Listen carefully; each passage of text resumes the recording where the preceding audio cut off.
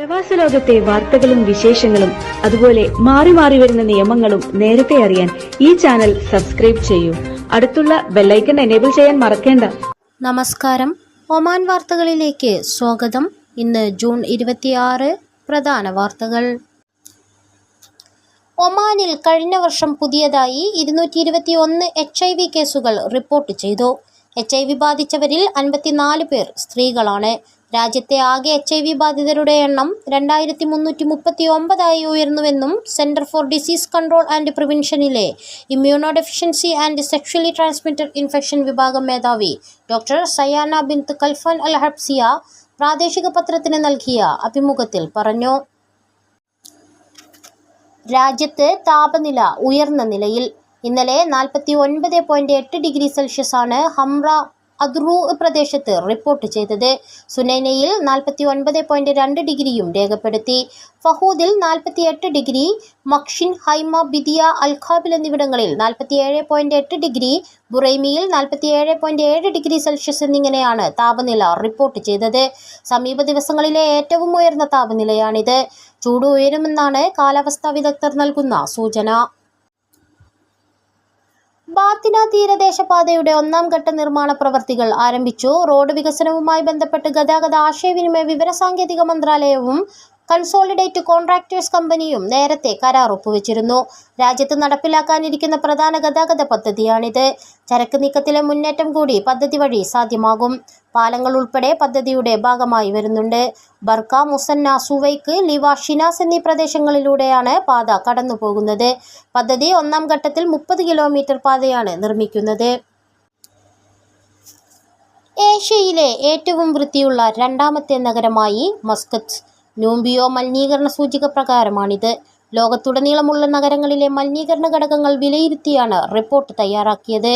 വായു, ജലമലിനീകരണം, മാലിന്യ നിർമ്മാർജ്ജനം, ശുചിത്വ സ്ഥിതികൾ, പ്രകാശ ശബ്ദ മലിനീകരണം, ഹരിത മേഖലകൾ, മലിനീകരണ തോതുകൾക്കുള്ള മൊത്തം സ്ഥിതി പോലുള്ള ഘടകങ്ങളാണ് വിലയിരുത്തിയത്. കർശനമായ സുസ്ഥിരതയും ശുചിത്വ നിലവാരവും പാലിക്കാനുള്ള മസ്കത്തിന്റെ ശ്രമങ്ങൾക്കുള്ള അംഗീകാരമാണ് സൂചികയിൽ മികച്ച സ്ഥാനം കൈവരിക്കാൻ നഗരത്തിന് സാധിച്ചത്. ഉയർന്ന മലിനീകരണ തോതും താഴ്ന്ന തോതുമുള്ള നഗരങ്ങൾക്കിടയിൽ കൃത്യമായ വ്യത്യാസം രേഖപ്പെടുത്തിയാണ് സൂചിക തയ്യാറാക്കിയത്. സൂചികയിൽ 36.2 എന്ന മികച്ച സ്കോറാണ് മസ്കത്ത് നേടിയത്.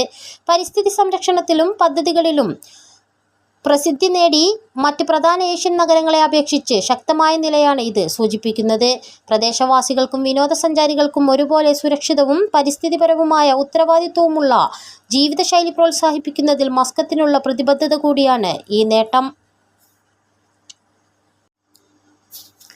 തെരുവ് വ്യാപാരത്തിന് മാത്രമായി ബൗഷർ വിലായത്തിൽ പ്രത്യേക ഇടമൊരുക്കാൻ മസ്കത്ത് നഗരസഭ. ബാങ്ക് മസ്കത്തുമായി ഇത് സംബന്ധിച്ച് കരാർ ഒപ്പുവെച്ചു. പദ്ധതി പ്രകാരം ബൗഷറിലെ തിരഞ്ഞെടുക്കുന്ന സ്ഥലത്ത് ഭക്ഷ്യവസ്തുക്കളുടെ വിൽപ്പനയ്ക്കായി കൗണ്ടറുകൾ സ്ഥാപിക്കുമെന്ന് നഗരസഭ പ്രസ്താവനയിൽ അറിയിച്ചു. തെരുവ് കച്ചവടക്കാർക്ക് മാത്രമായി ആമിറാത്ത്, വാദി ഖബീർ, മവേല എന്നീ സ്ഥലങ്ങളിൽ നഗരസഭ ഒരുക്കുന്ന പദ്ധതികളുടെ തുടർച്ചയാണ് ബൗഷറിലെ പ്രത്യേക വ്യാപാര ഇടം. തെരുവ് കച്ചവടക്കാരെ നിയന്ത്രിക്കുക, ഗതാഗത കുരുക്ക് കുറയ്ക്കുക, പൊതുവായ മുഖച്ഛായ മെച്ചപ്പെടുത്തുക തുടങ്ങിയവയാണ് പദ്ധതികൾ വഴി ലക്ഷ്യമിടുന്നത്. സേവന മേഖല മെച്ചപ്പെടുത്തി സുസ്ഥിര നഗരം എന്ന ലക്ഷ്യത്തിലേക്ക് അതിവേഗം കുതിക്കുകയാണ് ലക്ഷ്യം. തെരുവ് കച്ചവടക്കാർക്ക് സ്റ്റാളുകൾ, വഴിയാത്രക്കാർക്കും ഉപഭോക്താക്കൾക്കും വേണ്ടിയുള്ള സൗകര്യങ്ങൾ, സേവന കേന്ദ്രങ്ങൾ സ്ഥാപിക്കൽ എന്നിവ പദ്ധതികളിൽ ഉൾപ്പെടുത്തിയിട്ടുണ്ട്. പൗരന്മാരെ മോചിപ്പിച്ചതിൽ സുൽത്താൻ ഹൈതം ബിൻ താരിഖിന് സ്വീഡൻ രാജാവ് ഫോണിൽ വിളിച്ച് നന്ദി അറിയിച്ചു. ഇരു രാജ്യങ്ങളിലും തടവിൽ കഴിഞ്ഞിരുന്ന പൗരന്മാരെ ജൂൺ 15-നാണ് ഇറാനും സ്വീഡനും പരസ്പരം മോചിപ്പിച്ചത്. സുൽത്താൻ ഹൈതം ബിൻ താരിഖിന്റെ നിർദ്ദേശത്തിന്റെ അടിസ്ഥാനത്തിൽ ഒമാൻ നടത്തിയ മധ്യസ്ഥതയെ തുടർന്നാണ് ഇറാനും സ്വീഡനും പൗരന്മാരെ മോചിപ്പിച്ചത്. പ്രശ്നം പരിഹരിക്കാൻ സഹായിക്കണമെന്ന് ഇരു രാജ്യങ്ങളും ഒമാൻ സർക്കാരിനോട് ആവശ്യപ്പെട്ടതിന്റെ അടിസ്ഥാനത്തിലായിരുന്നു ഒമാൻ ഇടപെടൽ. OICC സലാലയുടെ സെക്രട്ടറിയായിരുന്ന ശ്രീകുമാർ ഓച്ചിറയുടെ 4ാം ചരമവാർഷികം ഇൻക്യ സലാലയുടെ നേതൃത്വത്തിൽ ആചരിച്ചു. പ്രസിഡന്റ് സന്തോഷ് കുമാർ അധ്യക്ഷത വഹിച്ചു. സലാലയിൽ OICC കെട്ടിപ്പടുക്കുന്നതിൽ മുഖ്യ പങ്ക് വഹിച്ച ആത്മാർത്ഥതയുള്ള സഹപ്രവർത്തകനായിരുന്നു അകാലത്തിൽ വിട്ടുപിരിഞ്ഞ ശ്രീകുമാർ എന്നും അദ്ദേഹത്തിന്റെ വിയോഗം സലാല ഇൻക്യാസിന് കനത്ത നഷ്ടം തന്നെയാണെന്നും യോഗം അഭിപ്രായപ്പെട്ടു.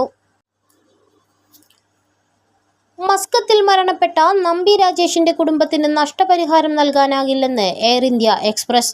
നമ്പി രാജേഷിന്റെ മരണത്തിന് ഉത്തരവാദിയല്ലെന്ന് കാട്ടിയാണ് വിമാന കമ്പനി കുടുംബത്തിന്റെ ആവശ്യം നിരാകരിച്ച് ഇമെയിലിലൂടെ പ്രതികരിച്ചത്.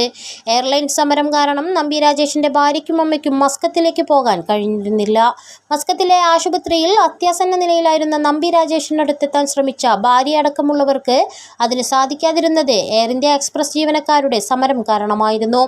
ഇക്കാര്യം ചൂണ്ടിക്കാട്ടി നഷ്ടപരിഹാരം വേണമെന്നാവശ്യപ്പെട്ടാണ് കുടുംബം രംഗത്തെത്തിയത്. നഷ്ടപരിഹാരം വേണമെന്ന് കാട്ടി കുടുംബം എയർ ഇന്ത്യ എക്സ്പ്രസിന് മെയിലും അയച്ചിരുന്നു. ഈ മെയിലിനോടാണ് കമ്പനി അധികൃതർ ഇപ്പോൾ പ്രതികരിച്ചിരിക്കുന്നത്. ഒമാനിലെ ഇന്ത്യൻ സോഷ്യൽ ക്ലബ്ബ് കേരള വിഭാഗം കുട്ടികൾക്കായി വേനൽ തുമ്പികൾ ക്യാമ്പ് സംഘടിപ്പിക്കുന്നു. 2ാം ക്ലാസ് മുതൽ 12ാം ക്ലാസ് വരെയുള്ള കുട്ടികൾക്കാണ് ക്യാമ്പിൽ പ്രവേശനം ലഭിക്കുക. ജൂലൈ 12, 13, 19, 20 തീയതികളിലായി ദാർസൈത്തിലെ ഇന്ത്യൻ സോഷ്യൽ ക്ലബ്ബ് ഹാളിൽ വച്ചാണ് പരിപാടി സംഘടിപ്പിച്ചിരിക്കുന്നത്. രാവിലെ 9 മണി മുതൽ വൈകിട്ട് 5 മണി വരെയായിരിക്കും ക്യാമ്പ് നടക്കുക. കുട്ടികളുടെ സർഗവാസനകൾ കണ്ടറിഞ്ഞ് അവയെ പരിപോഷിപ്പിക്കുന്ന വിധത്തിൽ വിനോദ വിജ്ഞാനപ്രദമായാണ് ക്യാമ്പിന്റെ കരിക്കുലം തയ്യാറാക്കിയിട്ടുള്ളത്. വാണിജ്യ സ്ഥാപനങ്ങളിൽ മോഷണം നടത്തിയ സംഘത്തെ അറസ്റ്റ് ചെയ്ത് പോലീസ്. ബുറൈമി ഗവർണറേറ്റിലാണ് സംഭവം. കടകളിൽ നിന്നും പണം അപഹരിച്ച 6 സംഘത്തെ ബുറൈമി ഗവർണറേറ്റ് പോലീസ് കമാൻഡാണ് പിടികൂടിയത്. കടയിൽ നാശനഷ്ടം വരുത്തുകയും ചെയ്തിരുന്നു. പ്രതികൾക്കെതിരെ നടപടി സ്വീകരിച്ചു. Ponnani cultural world foundation Salalah കമ്മിറ്റിയുടെ നേതൃത്വത്തിൽ സാമൂഹിക, സാംസ്കാരിക, രാഷ്ട്രീയ മേഖലകളിൽ നിന്നുള്ളവർക്ക് പൊന്നാനിയുടെ സാംസ്കാരിക പൈതൃകത്തെ പരിചയപ്പെടുത്തുന്ന ക്യാമ്പയിൻ ആരംഭിച്ചു. സലാലയിൽ ഹ്രസ്വ സന്ദർശനത്തിനെത്തിയ സംവിധായകനും മുൻ പ്രവാസി ക്ഷേമനിധി ബോർഡ് ചെയർമാനുമായ PT കുഞ്ഞി മുഹമ്മദിന് സലാല കമ്മിറ്റിയുടെ ഉപഹാരം national committee president M Sadiq, president K Khabeer, secretary Muhammad Raz എന്നിവർ ചേർന്ന് നൽകി. റഷ്യയിലെ ഡാഗസ്റ്റാൻ പ്രവിശ്യയിലെ ക്രിസ്ത്യൻ പള്ളികളിലും ജൂത ദേവാലയങ്ങളിലുമുണ്ടായ ഭീകരാക്രമണങ്ങളെ അപലപിച്ച് ഒമാൻ. വ്യത്യസ്ത സമൂഹങ്ങൾക്കും സംസ്കാരങ്ങൾക്കുമിടയിൽ സമാധാനപരമായ സഹവർത്തിത്വത്തിന്റെ മൂല്യങ്ങളും സഹിഷ്ണുതയുടെയും ബഹുമാനത്തിന്റെയും മനോഭാവവും പ്രചരിപ്പിക്കാൻ ഒമാൻ ആഹ്വാനം ചെയ്തു. മരണപ്പെട്ടവരുടെ കുടുംബത്തിന്റെ ദുഃഖത്തിൽ പങ്കുചേരുന്നതായും പരിക്കേറ്റവർക്ക് വേഗത്തിൽ സുഖം പ്രാപിക്കട്ടെയെന്നും ഒമാൻ വിദേശകാര്യ മന്ത്രാലയം പ്രസ്താവനയിൽ പറഞ്ഞു. സംഭവങ്ങളിൽ 25 പേരാണ് മരണപ്പെട്ടത്. 46 പേർക്ക് പരിക്കേറ്റു. 5 അക്രമികളെ വധിച്ചു. ഡാഗസ്റ്റാനിലെ ഏറ്റവും വലിയ നഗരമായ മഖാച്ച്കിലയിലും തീരനഗരമായ ഡെർബന്റിലും ഞായറാഴ്ച രാത്രിയാണ് ആക്രമണമുണ്ടായത്. തെക്കൻ ബാത്തിന ഗവർണറുടെ കാർമ്മികത്വത്തിൽ പൈതൃക വിനോദസഞ്ചാര മന്ത്രാലയം തെക്കൻ ബാത്തിന യൂണിറ്റിന്റെ സഹകരണത്തോടെ സംഘടിപ്പിച്ച ബർക്ക ഫോർട്ട്നൈറ്റ് സമാപിച്ചു. ബർക്ക കോട്ടയിലും പരിസരങ്ങളിലുമായി 5 ദിവസങ്ങളിലായി നടന്ന പരിപാടി പ്രദേശത്തിന്റെ ഉത്സവമായി. സ്റ്റേജ് ഷോ, പ്രദർശനങ്ങൾ, വിനോദ പരിപാടികൾ തുടങ്ങിയവ അരങ്ങേറി. അവധി ദിനങ്ങളിൽ നടന്ന ബർക്ക ഫോർട്ട്നൈറ്റിന് വൻ ജനപങ്കാളിത്തമാണ് ഉണ്ടായത്. കുട്ടികളെയും കുടുംബങ്ങളെയും ആകർഷിക്കുന്ന നിരവധി പരിപാടികളും ഒരുക്കിയിരുന്നു. സ്വദേശികളും വിദേശികളുമായി 100 കണക്കിന് പേർ കോട്ടയിലെ ഫെസ്റ്റിവൽ നഗരയിലെത്തി. ഒമാന്റെ പൈതൃകവും പാരമ്പര്യവും മേളിക്കുന്ന വേദി കൂടിയായിരുന്നു ബർക്ക ഫോർട്ട്നൈറ്റ്. വിവിധ വിപണന മേളകളും ഒരുക്കിയിരുന്നു. ചെറുകിട ഇടത്തരം സംരംഭകർക്ക് മികച്ച അവസരമായിരുന്നു മേള. ഇതോടുകൂടി ഇന്നത്തെ വാർത്തകൾ ഇവിടെ പൂർണ്ണമാവുന്നു. കൂടുതൽ ഒമാൻ വാർത്തകളും വിശേഷങ്ങളുമായി നാളെ വീണ്ടും കാണാം. നമസ്കാരം.